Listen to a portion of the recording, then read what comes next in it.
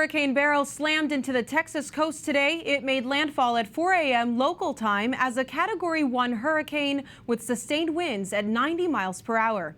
The storm has claimed 2 lives in Texas, and another 2.7 million homes are without power. Beryl was downgraded to a tropical storm as it moved inland, but serious flooding, storm surge, and tornadoes remain a threat. Here to discuss the impact of the storm on local residents is Cynthia Colbert, the president and CEO of Catholic Charities of Galveston, Houston, the hardest hit region by Beryl. Cynthia, thank you for joining yourself and for making yourself available on this very difficult day. First and foremost, how are you holding up during this storm and what are you experiencing? Well, thank you so much for having me. I appreciate the opportunity. My home, we were fine. We were north of Houston, had a lot of wind and rain. In fact, a tree cracked off and fell onto my neighbor's home and went through the roof. And so he's got a lot of damage. He's okay, but his home isn't. We were fortunate we didn't have that experience. But now, even before the storm and now, I'm really focused on, okay, what do we do? And let's get to work to help Houston recover. Well, as you look across the diocese, what are those immediate needs for those impacted by the storm, and how are you going to provide for them? Sure. After a storm, Catholic Charities is what we call one of the early responders. We're not first responders, but we are an early responder before we move into recovery. So we'll be providing things to help people meet their basic needs. For example, if they've had rain damage in their home, or anything else, they might not be able to go to work. Maybe they've lost their car. They've lost all the food in their refrigerator because they don't have power. So we provide some limited financial assistance. We provide cleaning supplies for people to pick up. We provide food. We're a partner of the Houston Food Bank and distribute food. And so we try to meet the basic needs that people have after the initial storm has passed. From Hurricane Ike to Hurricane Harvey, you all have a lot of experience with hurricanes and with partnering with the government.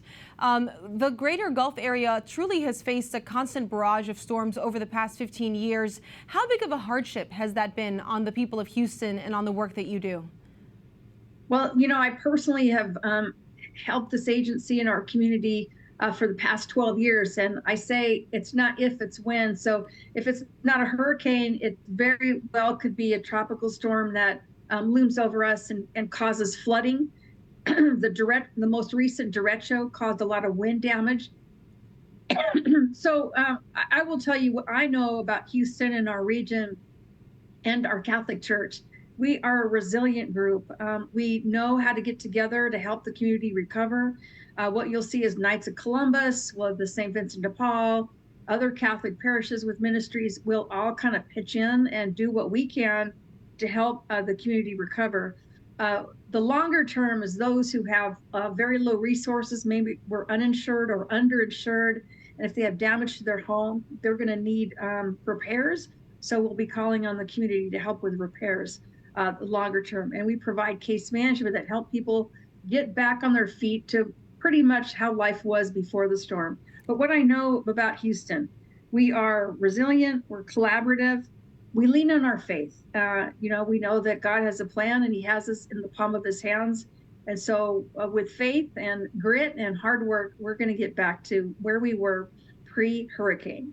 Absolutely. God has you in the palm of his hand. Cynthia, before I let you go, if people want to help and join in those relief efforts, what should they do? Well, if you could go to our website, it's catholiccharities.org. We'll have a link for volunteers to sign up, and we'll need volunteers to help distribute food, answer phones, a number of other things. We're in multiple locations in 3 different counties, and we have damage across all of those areas.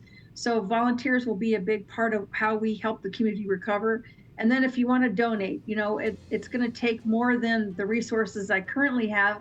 And so we're going to pull all these resources together, apply for some grants, but the generosity of the church and the broader community is important.